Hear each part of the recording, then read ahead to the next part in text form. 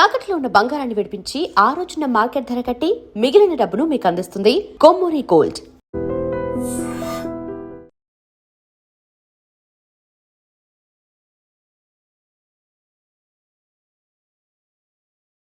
Sameera sir, మీరు ఒక డాన్సర్గా అయితే ప్రస్తుతం మరి ముందుకు దూసుకెళ్తున్నారు.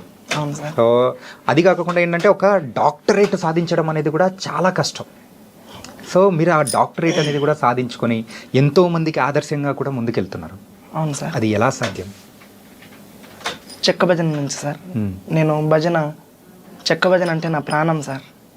నేను ఎటువంటి వేరే ఆలోచన ఏం పెట్టుకోకున్నట్లా భజనే నా జీవితం అనుకొని గురువులకు నమ్ముకొని నా ఒక ప్రాణం ఇది చేస్తున్నదే చెక్క భజన గురువులందరూ. ఆ వాళ్ళ నుంచి నన్ను ఆదరిస్తున్న యూట్యూబర్స్, ఇన్స్టాగ్రామ్స్, నా ఫాలోవర్స్ అందరి నుంచి నేను ఈ పేరు సంపాదించుకొని వాళ్ళు ఆదరిస్తున్నందుకు నేను డాక్టరేట్ సంపాదించుకున్నాను సార్.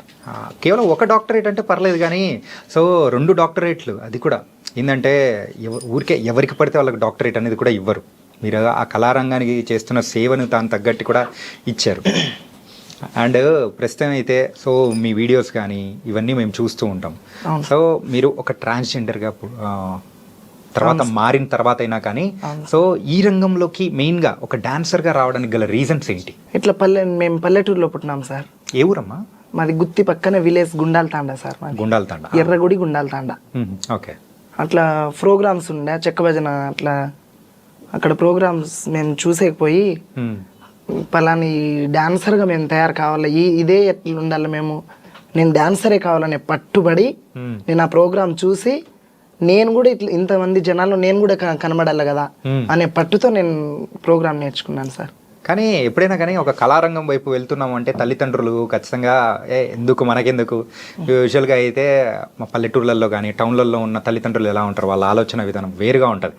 అవును సార్. సో వాళ్ళు ఏమన్నా అబ్జెక్షన్ చెప్పడం అట్లా ఏమన్నా ఉండిందా? అది అని నేను నా స్వతంత్రంగానే నేను ఇట్లున్నాను కదా, ఎందుకు ఇట్లనే నా పేరు ఎందుకు ఇది చేసుకోవాలా, నా తల్లిదండ్రులకి నేను ఇట్లా నేను పేరు పోగొట్టేసినాను, నేను ఒక స్థాయిలో ఉండాలా అనే ఆలోచనతో నేను ప్రోగ్రాంలు పట్టుకునేసినాను సార్. ఓకే. సో అలా పట్టుకొని మరి ముందుకు వెళ్తున్నారు. అవును సార్. కానీ మీకు అంటే ఏ ఏజ్లో తెలిసిందమ్మా మీరు ఇట్లా అని చెప్పేసి? నాకు ఒక 13-14 ఇయర్స్లో సార్. 13-14 ఇయర్స్. సో యూజువల్గా అయితే ఇలా అనేటప్పటికీ ఖచ్చితంగా తల్లిదండ్రులు కానీ చుట్టూ ఉన్న బంధువుల విషయాలకు వచ్చేటప్పటికి ఖచ్చితంగా అబ్జెక్షన్లు, గొడవలు, తిట్లు అన్నీ ఉండనే జరిగినాయి సార్ అవి. మరి ఇలా మారడానికి గల రీజన్ ఏమనిపించింది, ఎలా మారారు? హార్మోన్స్ ప్రాబ్లం నుంచి మారిపోయినాం. కానీ అంటే ఆపరేషన్ చేయించుకోవడం అనేది కూడా జరిగింది కదా? అవును సార్. నాకు ఒక 14 ఇయర్స్ ఉన్నప్పుడే నేను ఆపరేషన్ చేయించుకున్నాను. అట్లే ఈ జన్మలో ఉన్నాను కదా, ఎందుకు ఇట్లనే ఉండాలా అని ప్రోగ్రాంలు నా ఇంట్రెస్ట్ అంతా, నేను అంతే ప్రోగ్రామ్, నా చెక్క భజనే నా కళ, నా జీవితమే కళకు దారిపోసేసినాను సార్. అండ్ మరి మీరు మారిన తర్వాత సో ఇంట్లో వాళ్ళు మిమ్మల్ని బాగానే యాక్సెప్ట్ చేశారా? బాధపడినారు సార్, కొన్ని రోజులు బాధపడినారు. ఓకే. ఎందుకు వద్దు అది ఇది అని. ఎన్ని రోజులు మరి అట్లా బాధపడ్డారు? ఏంటి వాళ్ళు కంప్లీట్ యాక్సెప్ట్ చేయడానికి ఎన్ని రోజులు పట్టింది? 4-5 ఇయర్స్ వరకు చాలా ఇది అయిపోయినారు అమ్మ నాన్న. వాళ్ళకి ఎందుకు ఇది చేయాలా అని చెప్పేసి నేనే కొంచెం సింగిల్గా ఉండిపోయినా. సింగిల్గా ఉండి కూడా నేను ఎక్కడ బయట బెగ్గింగ్స్ కానీ అటువంటి ఆలోచనలు ఏం పెట్టుకోలే. ఇదే ఈ జన ఆకర్షణ బట్టి నేను ప్రోగ్రామ్తోనే దూసుకెళ్ళిపోతున్నాను సార్. అంటే మీకు నార్మల్గా ఈ చెక్క భజన కానీ డాన్సింగ్ కానీ ఇలాంటివన్నీ ఏ ఏజ్ నుంచి మొదలైంది? నేను 14 ఇయర్స్ దాటిన తర్వాత 1 ఇయర్ నేను ఇంటికాడున్నాను సార్. తర్వాత రమాదేవి అని ఒక ఆమె భజన డాన్సర్ అనమాట. రమాదేవి తర్వాత ఆమెకు చూసి నేను కదా ఈ ప్రోగ్రాంలు మనం చేస్తే మనకి ఇంతమంది చూస్తారు కదా, గురువులు ఇంత మంచి గురువులు ఉన్నారు, వాళ్ళలో నేను ఒక వాళ్ళ బిడ్డగా నేను పొందాలి ప్రోగ్రాంలలో అని అనుకొని నేను ప్రోగ్రాంల మీదే నా ఇంట్రెస్ట్ అంతా ప్రోగ్రాంల మీదే పెట్టేసినాను సార్. ఏంటంటే సో మీరు మనము ఇంటర్వ్యూ స్టార్ట్ చేసినప్పటి నుంచి మీరు డాన్స్ ప్రోగ్రామ్స్ అని ఇట్లా ఎక్కువ సార్లు కూడా అంటున్నారు. అసలు ఆ ప్రోగ్రామ్స్కి వెళ్ళాలి అని అంటే ఫస్ట్ ఒక స్టార్టింగ్ పాయింట్ అనేది కూడా ఉంటుంది. ఫస్ట్ ప్రదర్శన అనేది కూడా మీరు ఎక్కడ ఇచ్చారు? మేము ప్రోగ్రామ్స్ సార్ మేము బళ్ళారి సైడ్ చేసినాం సార్. బళ్ళారి సైడ్ చేసినప్పుడు అక్కడి నుంచి రెస్పాన్స్ ఎలా ఉంది ఏంటి? అది అప్పుడు ప్రోగ్రామ్ డ్యాన్సర్స్కి అమౌంట్ తక్కువే, మాకు ఛార్జీలకి ఇచ్చినా కూడా ప్రోగ్రాంల కోసమే మేము పోయి ఇది నేర్చుకోవాలా, డబ్బుకు చూసుకోకూడదు అనేసి చెక్క భజనకి ఇది చేసినాం సార్ మేము. ఓకే. స్టార్టింగ్లో మాకు ఛార్జీలకి ఇచ్చి పంపించినా కూడా ఈ ప్రోగ్రామ్ మా సొంతం కావాలా, కళ ఎవరిది సొంతం కాదు కదా అని చేసి కళకు నమ్ముకొని ముందుకు పోతున్నాం సార్.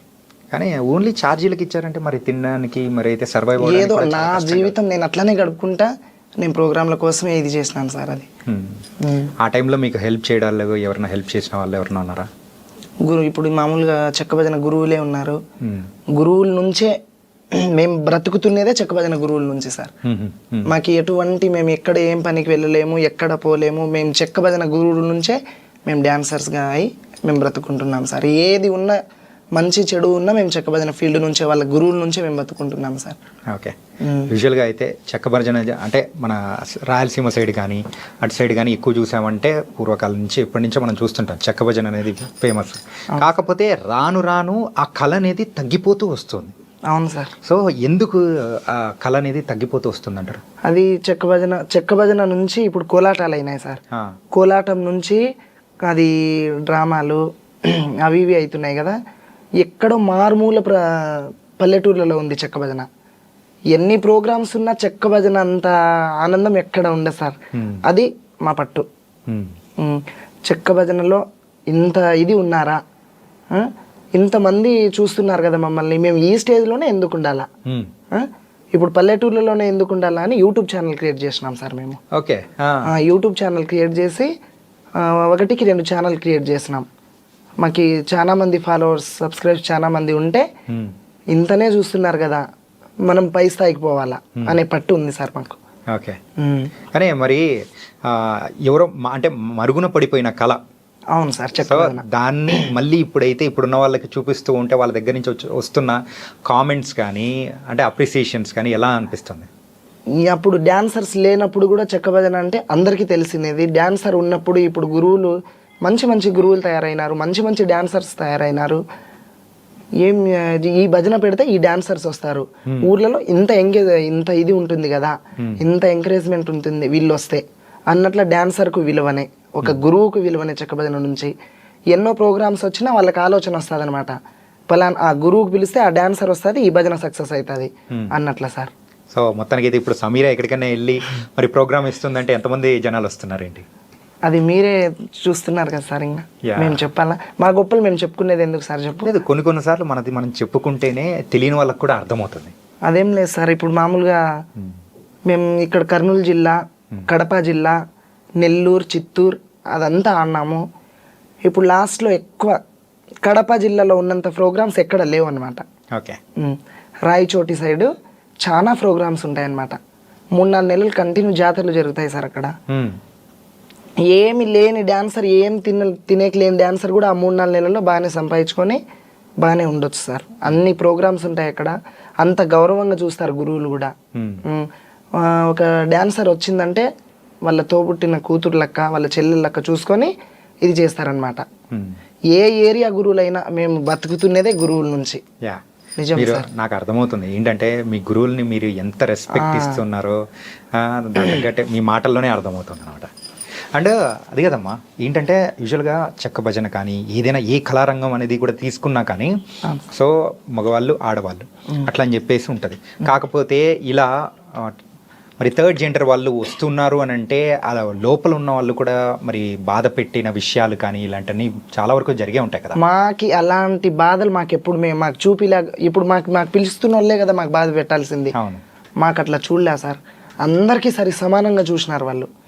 ఏదన్నా ఒక మనిషి మాకు ఇట్లా బాధ పెడుతుంటే కదా మేము బాధపడుతున్నాము అనేకి ఈ కళలో మేము పోతున్నామంటే వాళ్ళు ఎంకరేజ్ చేస్తేనే మేము పోతాం. మేము ఒక్కరే మేము సాధించుకోలేము కదా సార్. గురువులు ఉండాలా, మా గురువుల తరపున నుంచి మాకు ఎంకరేజ్ చేసే ప్రజలు ఉండాలా. ఆ ప్రజల నుంచి మేము ఈ స్థాయికి పోతున్నాం సార్. ఓకే. మొత్తానికైతే మిమ్మల్ని అంత అంటే అలా ఎంకరేజ్ చేశారు కాబట్టి ఈ డాన్సర్ ఇట్లా, ఈ డాన్సర్ ఇట్లా అని చూడరు అనమాట. మాకు ఎటువంటి అందరినీ ఒకటే మాదిరిగా చూస్తారు వాళ్ళు. ఓకే. కానీ ఏంటంటే మీరు ఎంతో మందికి ఇన్స్పిరేషన్ అమ్మా. ఏంటంటే సో అటు సైడ్ ఉన్న వాళ్ళైతే ఎన్నెన్ని అంటే అకృత్యాలు కానీ కొన్ని జరుగుతూ ఉన్న సిచ్యువేషన్స్ కానీ బయట వాళ్ళని మనం చూస్తూ ఉంటే కొన్నిసార్లు జాలి అనిపిస్తుంది. కానీ వాళ్ళతో మాకు సంబంధం లేదు అని అనుకొని మీరు మీకంటూ ఒక సొంత పాత్ అనేది క్రియేట్ చేసుకొని వెళ్తున్నారు చూసారా. అవును సార్. సో అట్లాంటి వాళ్ళకు మీరేం చెప్పాలనుకుంటున్నారు సార్ అలాంటి వాళ్ళకు మీరేం చెప్పాలనుకుంటున్నారు? అదేం లేదు సార్, మేము ప్రోగ్రాంలలో మాకు ఇట్లా పేరుంది, ఏంది మీరు ఏం చెక్కబదనే వేరే ప్రోగ్రామ్స్ పిలుస్తారు మాకు వాళ్ళు.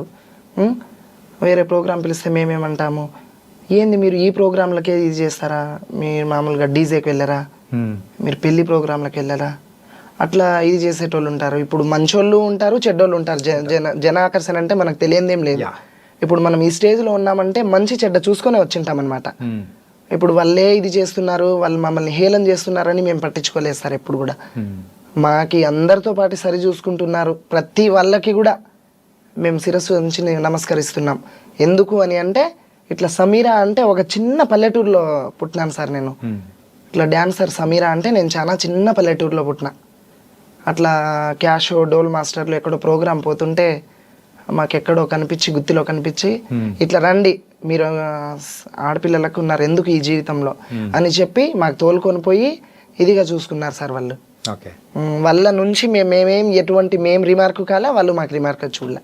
సో ఇప్పటివరకు అట్లాంటి వివక్ష కానీ ఎక్కడ ఏం మీకైతే ఎదురు కాకుండా లేదు సార్.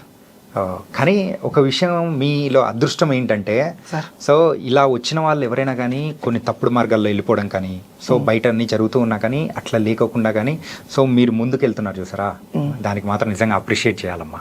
Thank you sir. నిజంగా సూపర్. అండ్ సో ఇప్పుడు మీరైతే ఒక కళారంగానికి మీరైతే సేవ చేసుకుంటూ మరి ముందుకెళ్తూ ఉన్నారు.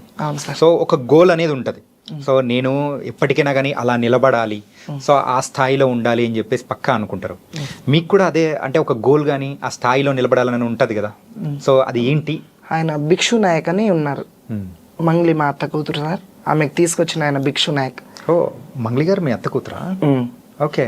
ఆయన డైరెక్టర్ మురళీ మధు అన్న వాళ్ళు ఉన్నారు కదా, వాళ్ళతో ఫోన్ మాట్లాడించి నాకు ఇట్లా మీరు ఈ విధంగా ఉన్నారు కదా, మీరు టీవీలోకి వచ్చే ఛాన్సెస్ ఉంటాయి, రావాల మీరు అని అంటే, మేము చిన్న కళాకారిని మాకెట్లుంటా సార్ అని నేను అడిగినాను. లేదు మీ దాని గురించి మీరే చెప్పుకోవడం ఎందుకు, మీరు రండి హైదరాబాద్కి అని చెప్పి ఇంటర్వ్యూకి పిలిచింటే మేము ఒక్కసారి వచ్చి దీనిల గురించి తెలియజేసుకుంటున్నాం సార్. మా గోల్ అనేది అదే, ఆ స్టేజ్లోనే ఎందుకు ఉండాలి, కొంచెం పై మెట్టు రావాలనే ఒక ఇది ఆశ సార్ మాకు. ఆశ ఏంటంటే మనం ఒక కళలు కనాలి, ఆ కళలు నెరవేర్చుకోవాలంటే ఆ పట్టుదల కూడా ఉండాలి, కానీ అది మీలో ఎక్కువగా కూడా ఉందమ్మా. Thank you sir. అండ్ అలాగే మన మంగ్లీ గారు మీ అత్త కూతురు అని చెప్పేసి అన్నారు కదా, సో తర్వాత ఇప్పుడైతే మంగ్లీ గారు అంటే ఒక ఫేమస్ సింగర్గా అయ్యారు, మీరు కూడా ఒక కళారంగం నుంచే ఉన్నారు. ఎప్పుడైనా మీట్ అవ్వడం కానీ మాట్లాడడం కానీ అవుతాం సార్. మామూలుగా ఊర్లోకి వస్తే ఆమె మా అత్త కూతురే సార్, వాళ్ళ తమ్ముడు శివ మాకు కాంటాక్ట్లో ఉంటాడనమాట, సత్య వాళ్ళ చెల్లెలు, మేమంతా మా అక్క వాళ్ళందరూ ఒక క్లాస్మేట్ అనమాట. ఓకే. మాకు తెలిసిపోతుంది అనమాట, వాళ్ళ అమ్మ నాన్నలు మా ఊరికి వస్తుంటారు, మా ఇండ్లకు వస్తుంటారు. అత్త కూతురు అంటే ఇంకా మాకు రిలేటివ్స్ కదా, తెలిసిపోతా సార్. మామూలుగా మాట్లాడతాం, కలుస్తాం, చేస్తాం. చెక్క భజన కానీ ఇలాంటివన్నీ చేస్తున్నారు. సో మీరు కూడా ఏంటంటే ఒక ముందుకు వెళ్ళాలి అని అనుకున్న వాళ్ళు, సో ఒక డాన్సర్గా ముందుకెళ్తున్నారు. ఒక ప్రైవేట్ ఆల్బమ్ సాంగ్స్ కూడా చేయాలని మీకు కూడా అనిపించి ఉంటుంది కదా? అనిపించి ఉంటుందంటే అంత ఇది ఉండదు కదా మనతో అనే భయం పుడుతుంది సార్ కొంచెం. ఎప్పుడు చూడడానికి చూసేకి వెళ్తే మనకు కొంచెం ఇది అవుతుంది కదా.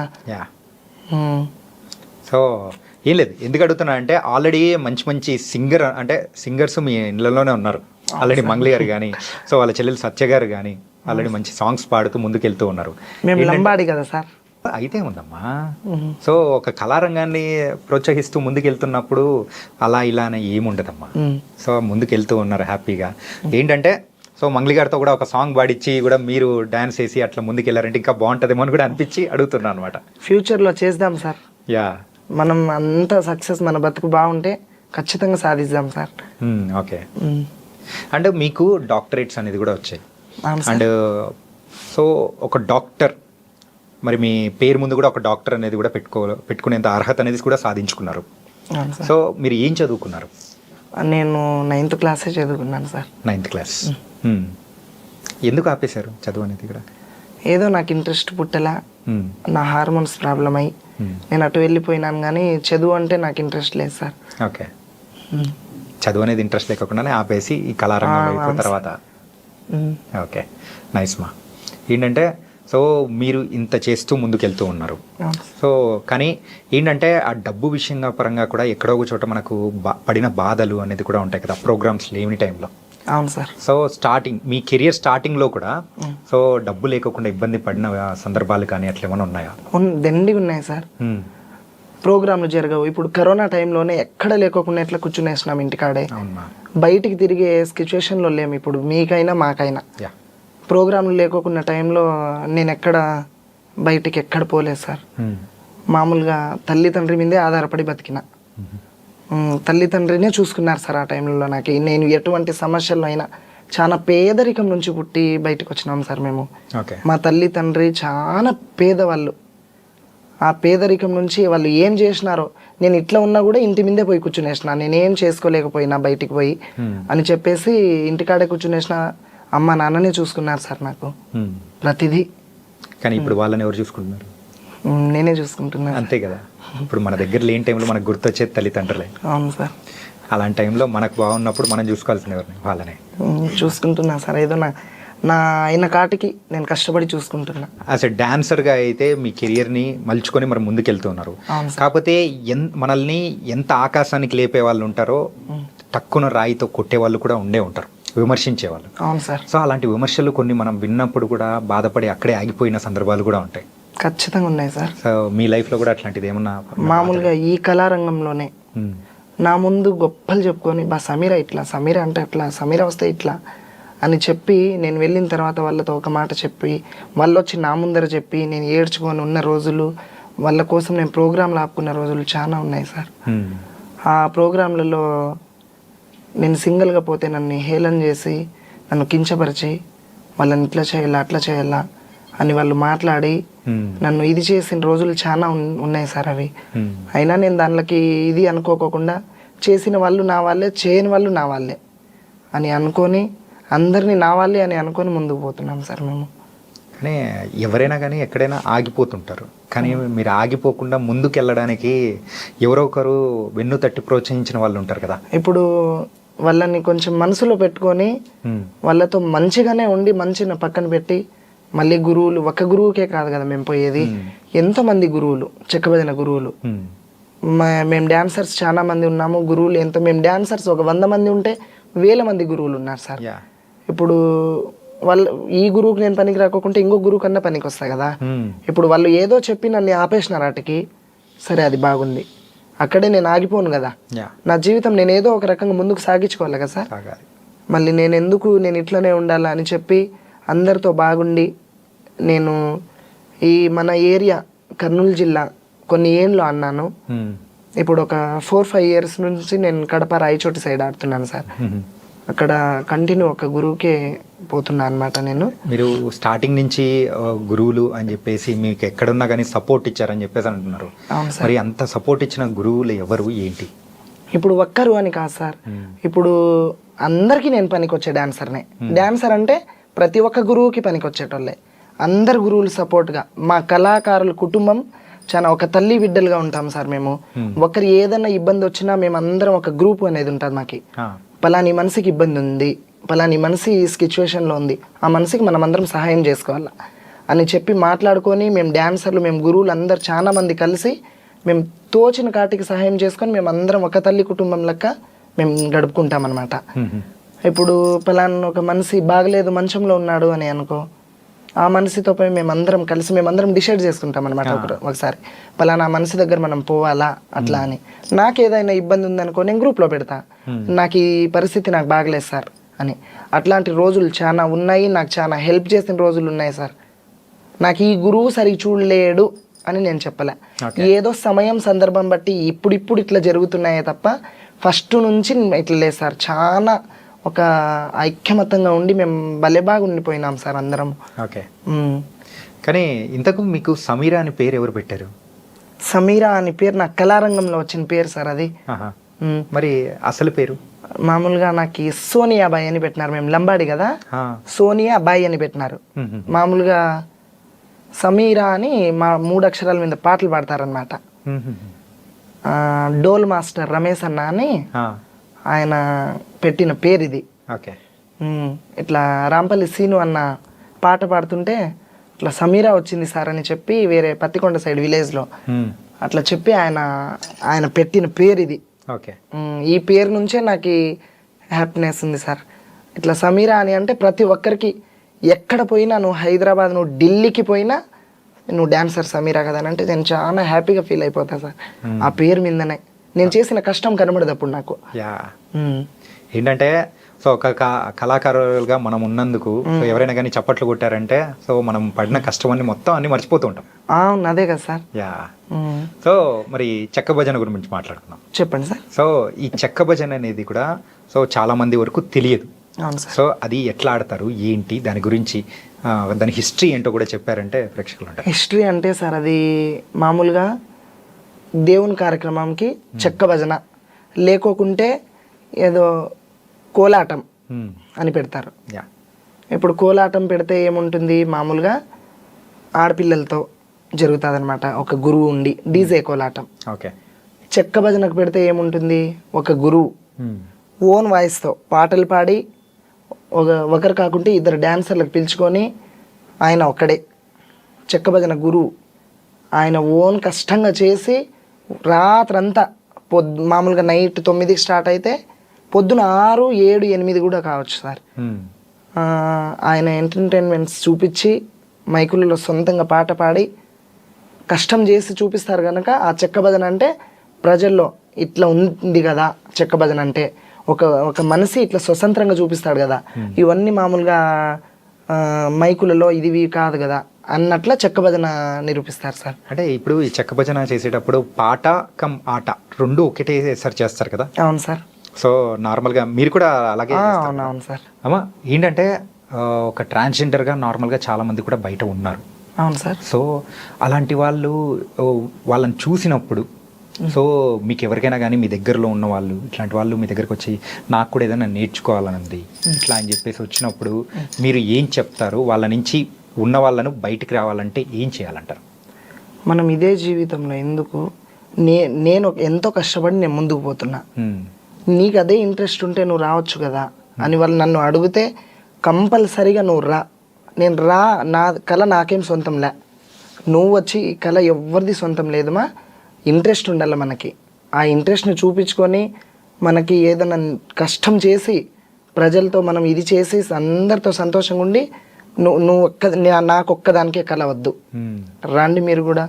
నేను ప్రతి ఒక్కరు నన్ను అడిగిన వాళ్ళకి నేను ఇదే మాట చెప్తానే తప్ప నేనే ఉండాలా ఇక్కడ, వాళ్ళు అట్లనే ఉండాలా ఆ చూపు నేను ఎప్పుడు చూడలేదు సార్ వాళ్ళకు. అందరు నా ఫ్యామిలీనే కదా అని అనుకొని పోల్చుకుంటాను అనమాట. సూపర్ మా. అండ్ ఏంటంటే సో ఇలా ఉన్నప్పుడు ఖచ్చితంగా ప్రపోజల్స్ కూడా ఎంతో మెసేజ్లు పెట్టడాలు అన్నీ వచ్చే ఉంటాయి కదా మీకు? నాకు ఆ విధంగా ఎవరు ఇదేం చేయలేదు సార్ ఇప్పటి వరకు.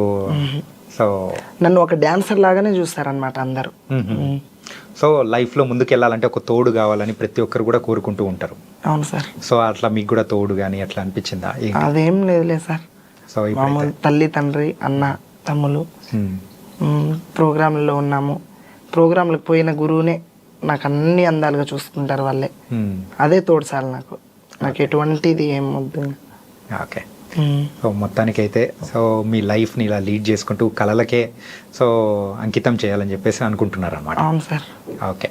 సో మన ప్రేక్షకులకి కానీ సో ఎవరైనా మీ ఇన్స్టాగ్రామ్ కానీ లేకపోతే వాళ్ళ ఫాలోవర్స్ అందరూ ఉంటారు కదా, సో అక్కడ కొన్ని చెప్పలేకపోయినది ఇక్కడ మన ఈ వేదిక ద్వారా చెప్పాలనుకుంటుంది ఏమైనా ఉంటే చెప్పండి అమ్మా.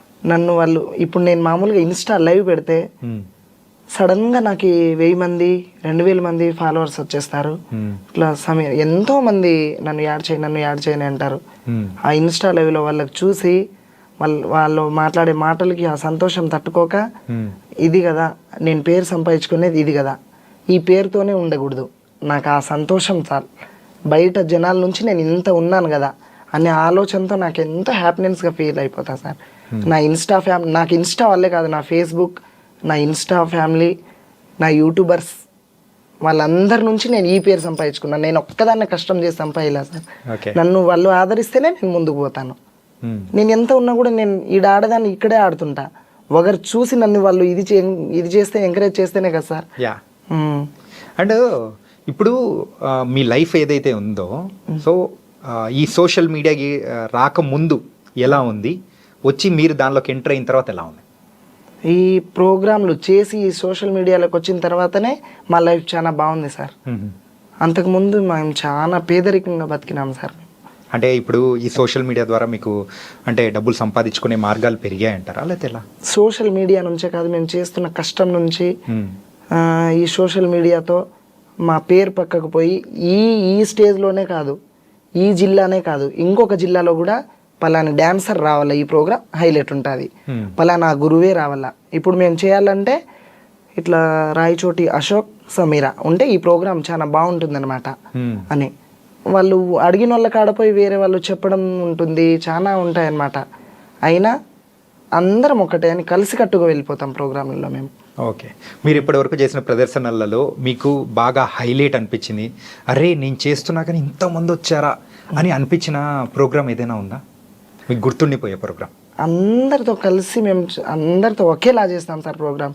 ఈ గురువుకి ఇట్లా, ఈ గురువుకి అట్లా మేము చేయమన్నమాట. పర్టికులర్గా ఒక ప్లేస్లో మీరు వెళ్ళి ప్రదర్శన ఇచ్చేటప్పుడు కానీ, సో ఇప్పుడు ఫర్ ఎగ్జాంపుల్ రాయచోట్లో నేను వెళ్ళినప్పుడు అన్నా ఇట్లా చాలా మంది వచ్చారు, ఇలా జరిగింది, సో నా లైఫ్లో ఇలా జరుగుతుందని అనుకోలేదు అని సందర్భాలు ఉంటాయి కదా. అవును సార్. సో అలా మీ లైఫ్లో గుర్తుండిపోయిన సందర్భం ఏదైనా? అదేం లేదు సార్, ఇక్కడ మామూలుగా ఇక్కడ ఆడుతున్నాను, రాయచోటి సైడ్ పోయినాకనే ఆ పేరు అనేది కొంచెం ఇది అయిపోయింది నాకు. ఈ అన్ని జిల్లాల్లో ఆడుతున్న కడప జిల్లా ఎక్కినాకనే కొంచెం ఆ జిల్లాలో ఆడుతున్నప్పుడే ఈ టీవీలలో రావడం, ఈ ఇంటర్వ్యూలు ఇవ్వడం అట్లా స్టార్ట్ అయింది. అక్కడ ఏమంటే సార్ ప్రోగ్రాంలు కాంబినేషన్స్ ఉంటాయి అన్నమాట, పోటీలు జరుగుతాయి, భజనలు పోటీలు కూడా జరుగుతాయి అందులో. ఓకే, మామూలుగా ఒక జాతర జరుగుతుంటే 10-15 భజనలు ఉంటాయి. ఇప్పుడు మేము ఇక్కడ ఆడుతుంటే ఇంకొక భజన వచ్చి మాకు ఇక్కడ పోటీ పెట్టుకుంటారు, కోలాటం వాళ్ళు వచ్చి మాకు ఇక్కడ పెట్టేస్తారు, ఇంకొక భజన ఇక్కడ పెట్టేస్తారు, మధ్యలో మేము ఉండిపోతాం. వాళ్ళలో జయించుకొని రావాలా, ఇక్కడ జయించుకున్నాం కదా మేము, సార్ మాకు ఇదే అన్నట్లుగా ఉంటుంది అనమాట మాకు.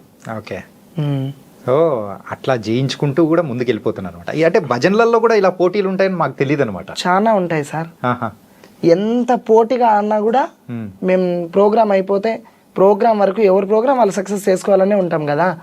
ఇప్పుడు ప్రోగ్రామ్ అయిపోతే మేము అందరం ఒక తల్లి పిల్లలాగా అందరం కలిసి ఎవరి ఇళ్ళకి వాళ్ళు వెళ్ళిపోతాం అనమాట. అది మాత్రం జరిగేదమ్మా. సో మొత్తానికైతే కొత్త కొత్త విషయాలు కానీ మాతో చాలా చక్కగా షేర్ చేసుకున్నారు. అండ్ అసలు డాన్సర్ సమీరా అంటే ఏంటి, ఎక్కడి నుంచి వచ్చారు అనేది కూడా మా ప్రేక్షకులకి చాలా చక్కగా వివరించారు. So thank you so much మా. Thank you sir. Yeah, so స్వశక్తి ఉంటే మనం ఎక్కడి నుంచైనా ఏదైనా సాధించగలము అని చెప్పేసి మరి ఇక్కడ సమీరా గారు కూడా చెప్పేశారు. సో అది కూడా 2 డాక్టరేట్లు కూడా తను తెచ్చుకున్నారనమాట. సో ఇలాంటి గొప్ప వ్యక్తిని చూసి ఎంతోమంది కూడా మారాలని కూడా తను అనుకుంటున్నారు, మనం అందరం కూడా కోరుకుందాం. సో గైస్, ఇది వాళ్ళ ఇంటర్వ్యూ. మరో ఇంటర్వ్యూతో మళ్ళీ కలుద్దాం. అంతవరకు take care. This is your Chanakya. C